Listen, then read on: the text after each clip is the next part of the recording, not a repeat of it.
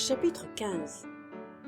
Alors le pantin, découragé, fut sur le point de se jeter par terre et de s'avouer vaincu, quand, à force de regarder autour de lui, il vit, au milieu des arbres, briller dans le lointain les fenêtres d'une petite maison blanche comme la neige.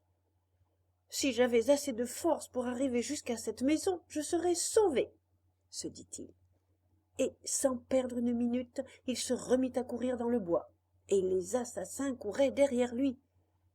Après une course désespérée de presque 2 heures, il arriva enfin, hors d'haleine et épuisé, à la porte de cette petite maison. Il frappa. Pas de réponse. Il recommença à taper avec violence, parce qu'il entendait s'approcher le bruit des pas et le souffle menaçant de ses persécuteurs. Même silence.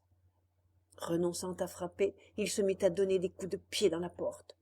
Alors une fenêtre s'ouvrit, et une belle jeune fille, aux cheveux bleus et au visage blanc comme la neige, les yeux fermés et les mains croisées sur sa poitrine, disait, sans remuer les lèvres, d'une petite voix qui semblait venir d'un autre monde: « Il n'y a personne dans cette maison, ils sont tous morts. » « Au moins toi, ouvre-moi » cria Pinocchio en pleurant et en suppliant. « Moi aussi je suis morte. »« Morte? Alors que fais-tu à la fenêtre ?»« J'attends le cercueil qui va m'emmener. » Dès qu'elle eut fini de parler, la jeune fille disparut et la fenêtre se referma sans bruit. « Oh, belle jeune fille aux cheveux bleus » cria Pinocchio. « Ouvre-moi par charité, aie pitié d'un pauvre enfant poursuivi par des assassins. » Mais il ne put finir de parler, parce qu'il se sentit attrapé par le collet, et les 2 grosses voix grondèrent en le menaçant. « Maintenant, tu ne nous échapperas plus !» Le pantin, se sentant sur le point de mourir, fut pris d'un tremblement si fort que ses genoux s'entrechoquaient, et qu'on entendit tinter les 4 pièces d'or qu'il tenait cachées sous sa langue. « Maintenant, » dirent les assassins, « tu veux ouvrir la bouche, oui ou non? Ah, tu ne réponds pas. Cette fois, je vais te la faire ouvrir, moi. » Et en sortant 2 longs couteaux aiguisés comme des rasoirs, vlan, ils lui assénèrent 2 coups au milieu des reins. Mais le pantin, par bonheur, était fait d'un bois très dur. C'est pourquoi les lames se cassèrent en 1000 morceaux, et les assassins restèrent avec le manche du couteau dans les mains. Ils se regardèrent. « J'ai compris, » dit l'un des assassins. « Il faut le pendre. Pendons-le. »« Pendons-le, » répondit l'autre. Sitôt dit, sitôt fait. Ils lui lièrent les mains dans le dos, et, en lui passant un nœud coulant autour du cou, ils l'attachèrent à une grosse branche du grand chêne. Puis ils s'assirent dans l'herbe, en attendant que le pantin rende le dernier soupir. Mais le pantin, au bout de 3 heures, avait toujours les yeux ouverts, la bouche fermée, et il gigotait plus que jamais. À la fin, fatigués d'attendre, ils se tournèrent vers Pinocchio et lui dirent en ricanant: « Adieu et à demain. Quand nous reviendrons demain, j'espère que tu auras la politesse d'être bel et bien mort, avec la bouche ouverte. » Et ils s'en allèrent. Pendant ce temps, un grand vent impétueux de tramontane s'était levé. Il soufflait et mugissait avec rage, en voyant valser çà et là le pauvre pendu, en le faisant se balancer comme le battant d'une cloche qui sonnerait pour une fête. Et ce balancement lui donnait le vertige, et le nœud coulant lui serrait de plus en plus la gorge en l'empêchant de respirer. Petit à petit, ses yeux s'embuèrent. Il sentait venir la mort, mais il espérait toujours qu'à un moment ou à un autre, quelqu'un passerait et aurait pitié de lui. Il attendit, il attendit, il attendit. Mais quand il comprit que personne ne viendrait, alors son pauvre papa lui revint à l'esprit, et il balbutia, à moitié mort: « Oh, mon papa, si tu étais ici. Il n'eut pas assez de souffle pour dire autre chose. Il ferma les yeux, ouvrit la bouche, étira les jambes, donna une grande secousse et resta là, inanimé.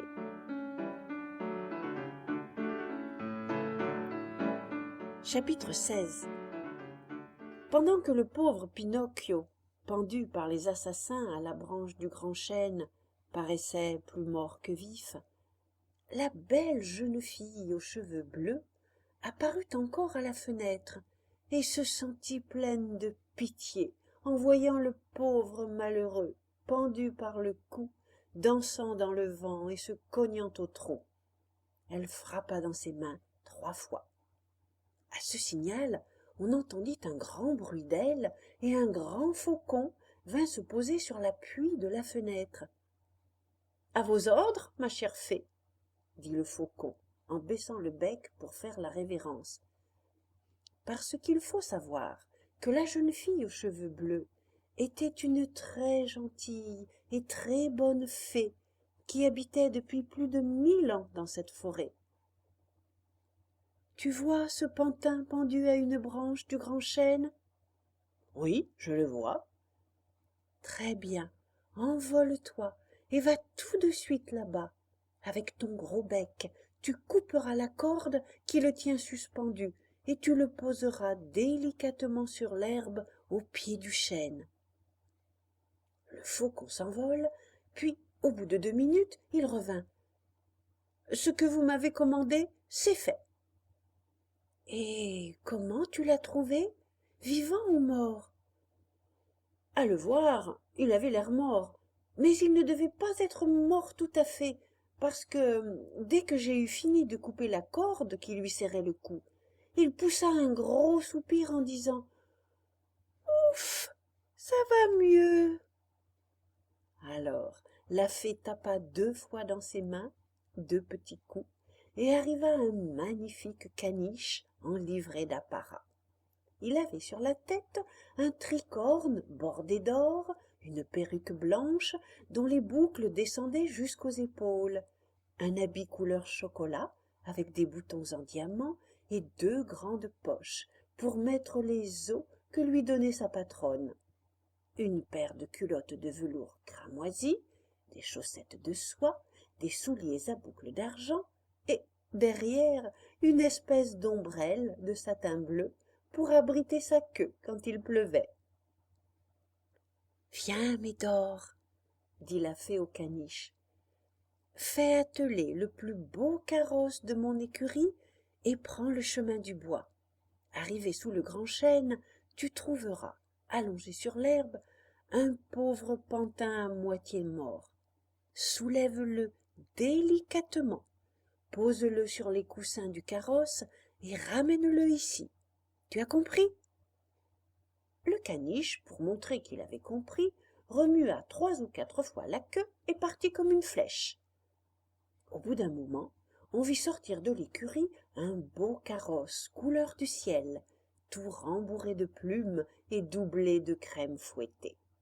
Le carrosse était tiré par une centaine de petites souris blanches et le caniche, assis sur le siège, faisait claquer son fouet à droite et à gauche comme un cocher qui aurait peur d'arriver en retard.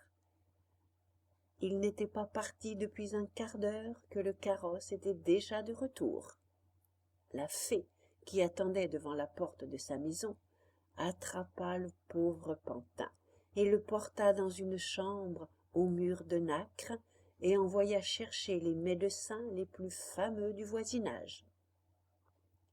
Les médecins arrivèrent tout de suite, l'un après l'autre, un corbeau, une chouette et un grillon. « Ce que je voudrais savoir, » dit la fée en se tournant vers les médecins, « c'est si ce malheureux pantin est vivant ou mort. » Le corbeau s'avança le premier. Il prit le pouls de Pinocchio, puis il lui tâta le nez, puis le petit doigt de pied. Après l'avoir bien touché, il dit solennellement « Moi, je crois que le pantin est bel et bien mort. Mais si par malheur il n'était pas mort, je dirais qu'il est toujours vivant. »« Je regrette, » dit la chouette, de devoir contredire le corbeau, mon illustre ami et collègue. Pour moi, au contraire, je pense que le pantin est toujours vivant. Mais si par malheur il n'était pas vivant, alors il serait mort. « Et vous ne dites rien ?» demanda la fée au grillon. « Moi, je dis qu'un médecin prudent, quand il ne sait pas quoi dire, la meilleure chose à faire, c'est de se taire. Du reste, le visage de ce pantin ne m'est pas inconnu, je le connais un peu. » Pinocchio, qui jusque-là était resté immobile comme un bout de bois, eut une espèce de frémissement qui fit bouger tout le lit. « Ce pantin, continua le grillon, est un mauvais sujet. » Pinocchio ouvrit les yeux et les referma aussitôt. « C'est un vaurien, un bon à rien, un vagabond. » Pinocchio se cacha la figure sous les draps. « Ce pantin est un fils désobéissant qui fait mourir son papa de chagrin. » À ce moment, on entendit dans la chambre un bruit sourd de pleurs et de sanglots. Figurez-vous comme ils furent abasourdis quand, en soulevant un peu le drap, ils s'aperçurent que c'était Pinocchio qui pleurait et sanglotait. « Quand le mort pleure, c'est le signe qu'il est sur le point de guérir, » dit le corbeau solennellement. « Je regrette de devoir contredire mon illustre ami et collègue, mais quand le mort pleure, c'est le signe qu'il n'a pas envie de mourir. »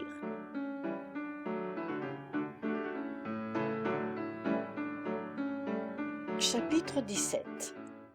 À peine les trois médecins furent-ils sortis que la fée s'assit à côté de Pinocchio, et après lui avoir tâté le front, elle s'aperçut qu'il avait une forte fièvre.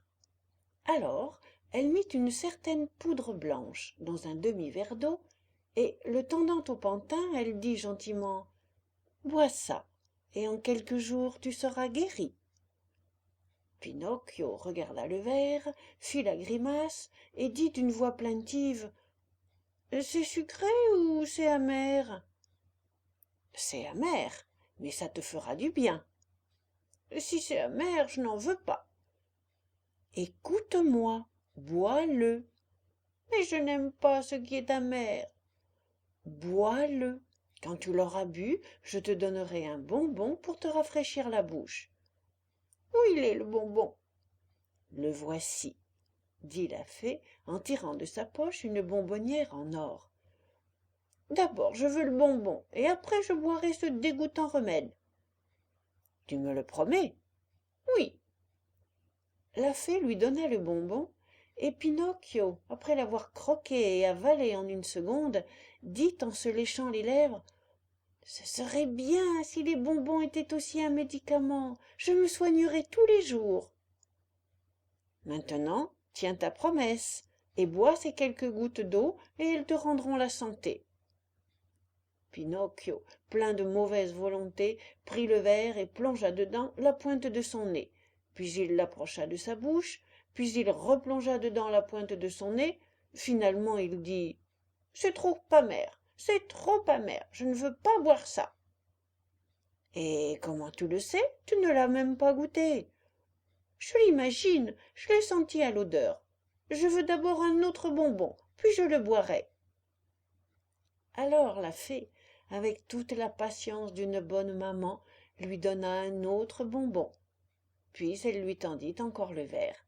« Je ne veux pas boire ça, » dit le pantin en faisant 1000 grimaces. « Pourquoi ça ? » ?»« Parce que le coussin que j'ai sur les pieds me gêne. » La fée enleva le coussin. « Ce n'est pas la peine, même comme ça je ne peux pas boire. »« Qu'est-ce qui te gêne encore ? » ?»« La porte de la chambre qui est restée ouverte. » La fée alla fermer la porte de la chambre. « Bref, » cria Pinocchio en donnant un coup de pied, « cette sale eau amère, je ne veux pas la boire. Non, non, non. »« Mon enfant, tu t'en repentiras. Ça m'est égal. » Ta maladie est grave. Ça m'est égal. La fièvre t'emportera dans quelques heures dans l'autre monde. Ça m'est égal. Tu n'as pas peur de la mort?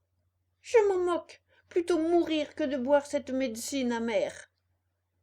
À ce moment-là, la porte de la chambre s'ouvrit en grand, et on vit entrer 4 lapins noirs comme l'encre, qui portaient un petit cercueil sur leurs épaules. « Qu'est-ce que vous me voulez ?»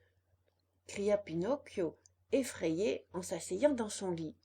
« Nous sommes venus te prendre, » dit le lapin le plus gros. « Me prendre?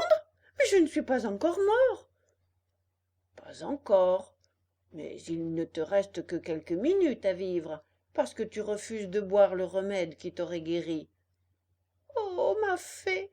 Oh, ma petite fée !» commença alors à crier le pantin. « Donne-moi tout de suite le verre, parce que je ne veux pas mourir. Non, je ne veux pas mourir. » Il prit le verre des 2 mains et l'avala d'un trait. « Patience, dirent les lapins.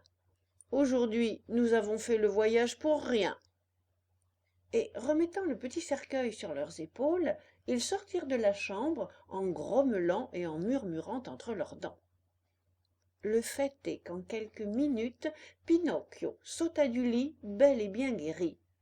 Parce qu'il faut savoir que les pantins de bois ont le privilège de tomber rarement malades et de guérir très vite.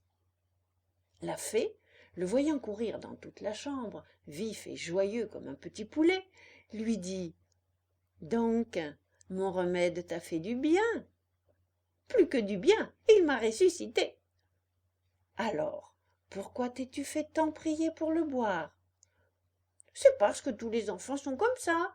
Nous avons plus peur des remèdes que du mal. »« Quelle honte!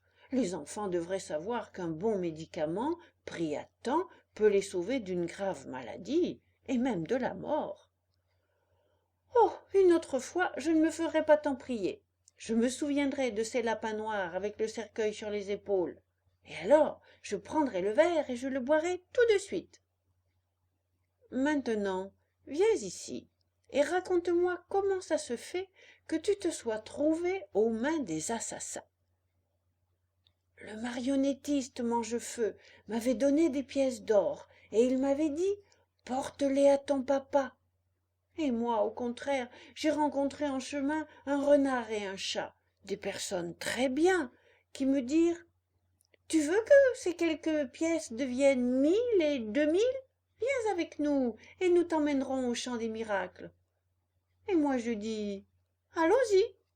Et ils me dirent « Arrêtons-nous ici à l'auberge de l'Écrevisse Rouge et nous repartirons à minuit. » Et moi, quand je m'éveillai, ils n'étaient plus là, parce qu'ils étaient déjà partis. Alors j'ai commencé à marcher dans la nuit tellement sombre qu'on ne peut pas le dire, et je trouvai sur ma route 2 assassins habillés avec 2 sacs de charbon, qui me dirent « Sors ton argent !» Et moi je dis « Je n'en ai pas !» parce que les 4 pièces d'or, je les avais mises dans ma bouche, et les assassins essayèrent de l'ouvrir, et moi en mordant j'ai coupé la main de l'un d'eux, mais au lieu d'une main, c'est une patte de chat. Et les assassins se mirent à me courir après, et moi je courais de plus en plus vite, mais eux couraient plus vite que moi, et à la fin ils me rejoignirent, ils me pendirent par le cou à une branche d'un arbre de cette forêt, en disant « Demain nous reviendrons ici, et alors il sera mort avec la bouche ouverte, et comme ça nous prendrons les pièces d'or qu'il a cachées sous sa langue. » « Et maintenant, les 4 pièces d'or, où tu les as mises ?» lui demanda la fée. « Je les ai perdues, » répondit Pinocchio. Mais il mentait, car en réalité, il les avait dans sa poche. Dès qu'il eut dit ce mensonge, son nez, qui était déjà long, se mit à s'allonger de plus en plus.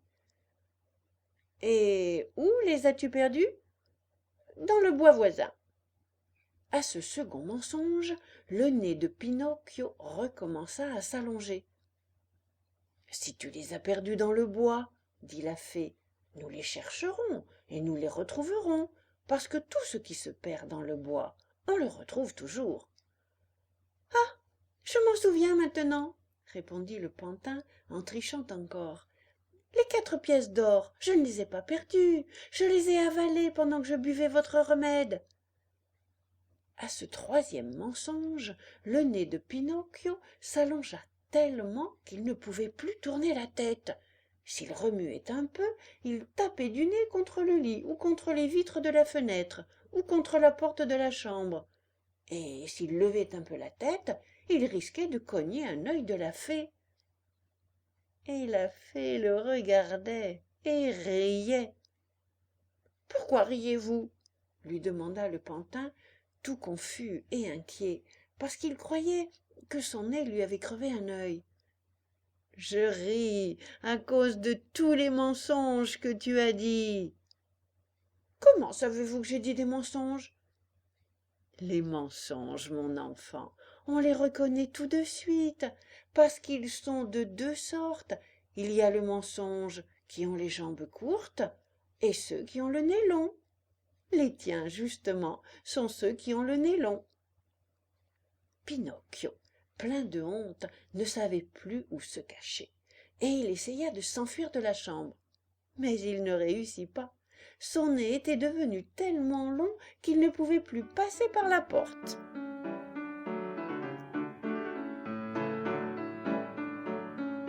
Chapitre 18.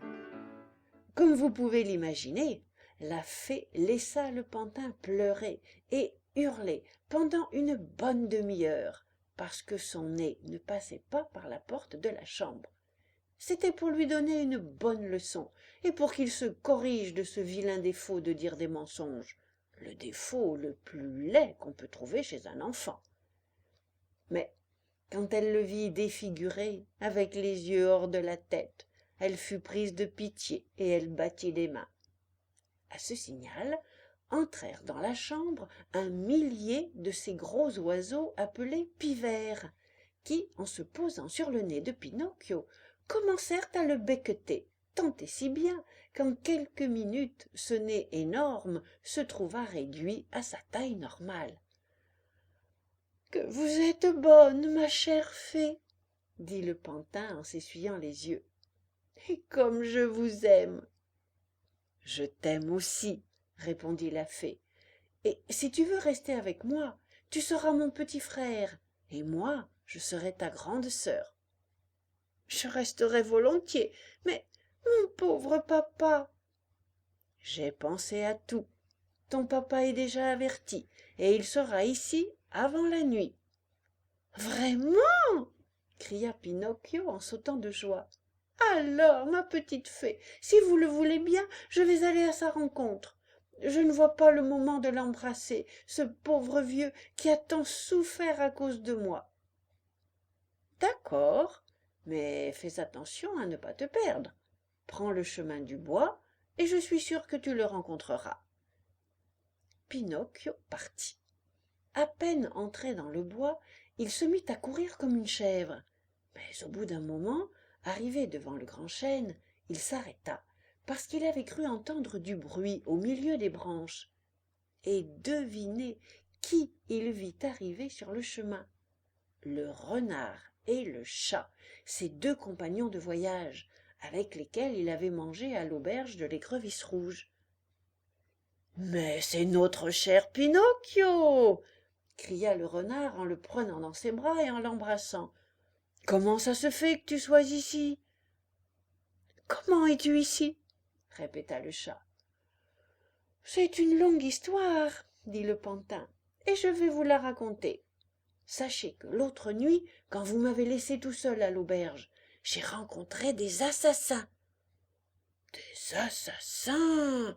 Oh, mon pauvre ami, et qu'est-ce qu'ils voulaient ? » ?»« Ils voulaient me voler mes pièces d'or. »« Infâme !»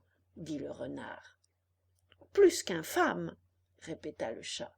« Mais moi, je me suis échappé, » continua le pantin, « et eux me couraient après. À la fin, ils m'ont rejoint et ils m'ont pendu à une branche de ce chêne. » Et Pinocchio montra le grand chêne qui était à 2 pas. « C'est une honte, » dit le renard. Dans quel monde vivons-nous? Où trouverons-nous un endroit sûr pour nous autres gentilshommes? Pendant qu'il disait ça, Pinocchio s'aperçut que le chat était manchot, parce qu'il lui manquait toute la patte avec les ongles. Alors il demanda: Qu'est-ce que tu as fait de ta patte? Le chat voulut répondre quelque chose, mais il s'embrouilla. Alors le renard dit: Mon ami est trop modeste, c'est pour ça qu'il ne répond pas, je répondrai à sa place. Sache donc qu'il y a 1 heure, nous avons rencontré en route un vieux loup, à moitié mort de faim et qui demandait l'aumône. Nous n'avons rien à lui donner, même pas une arête de poisson. Alors, qu'est-ce que mon ami a fait? Il s'est coupé une patte de devant avec ses dents et il l'a jetée à cette pauvre bête pour qu'elle puisse déjeuner. Et le renard, en disant cela, essuya une larme.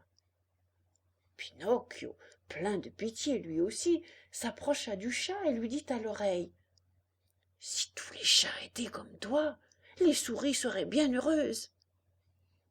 Et maintenant, que fais-tu ici? Demanda le renard au pantin. J'attends mon papa, qui va arriver d'une minute à l'autre. Et tes pièces d'or? Je les ai toujours dans ma poche, moins une que j'ai dépensée à l'auberge de l'Écrevisse Rouge. Quand on pense que ces 4 pièces pourraient devenir demain 1000 et 2000, pourquoi tu n'as pas suivi mon conseil? Pourquoi tu ne vas pas les semer dans le champ des miracles? Aujourd'hui, c'est impossible, j'irai un autre jour. Un autre jour, ce sera trop tard, dit le renard. Pourquoi? Parce que le champ a été acheté par un grand seigneur, et à partir de demain, personne n'aura la permission de semer de l'argent. Est-ce que ce champ des miracles est très loin? 2 kilomètres à peine. Veux-tu venir avec nous? Dans une demi-heure, nous y sommes. Tu sèmes tout de suite tes 4 pièces d'or. Au bout de quelques minutes, tu en récolteras 2000 et tu t'en iras les poches pleines. Tu veux venir avec nous? Pinocchio hésita un peu avant de répondre, parce qu'il se rappelait la bonne fée, le vieux Geppetto et les avertissements du grillon. Mais il finit par faire comme tous les enfants sans cervelle et sans cœur, et en haussant les épaules, il dit au renard et au chat: Allons-y, je viens avec vous. Et ils partirent. Après avoir marché une demi-journée, ils arrivèrent à une ville qui s'appelait Attrape-Nigaud.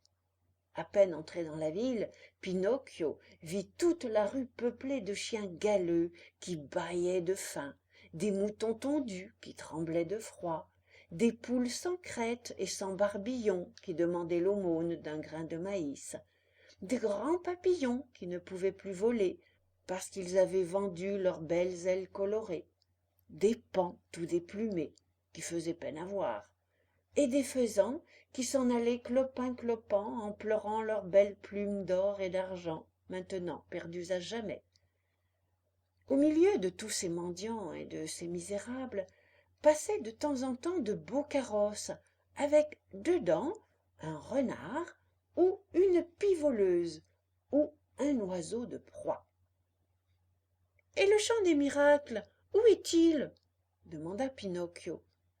« Là, à 2 pas. » Sitôt dit, sitôt fait, ils traversèrent la ville et, une fois hors des murs, ils s'arrêtèrent dans un champ solitaire qui ressemblait à tous les autres champs. « Nous y voilà, » dit le renard au pantin. « Maintenant, penche-toi, fais un petit trou avec tes mains dans le champ et mets dedans tes pièces d'or. » Pinocchio obéit. Il creusa un petit trou et mit dedans les 4 pièces d'or qui lui restaient. Puis il recouvrit le trou avec un peu de terre. « Maintenant, » dit le renard, « va à la fontaine là-bas, prends un seau d'eau et arrose ce que tu as semé. » Pinocchio alla à la fontaine, et comme il n'avait pas de seau, il enleva une de ses chaussures et la remplit d'eau. Puis il arrosa la terre qui couvrait le trou, puis il demanda: « Qu'est-ce qu'il faut faire maintenant ?» « Plus rien, » répondit le renard. Maintenant, nous pouvons partir. Toi, tu reviens dans une vingtaine de minutes et tu trouves l'arbre, déjà sorti du sol, avec ses branches couvertes de pièces d'or. » Le pauvre pantin, fou de joie, remercia 1000 fois le renard et le chat et leur promit un beau cadeau. « Nous ne voulons pas de cadeau, » répondirent les deux malandrins. « Il nous suffit de t'avoir appris la façon de s'enrichir sans se fatiguer, et nous sommes contents comme ça. » Ceci dit, ils dirent au revoir à Pinocchio et, lui souhaitant une bonne récolte, ils s'en allèrent.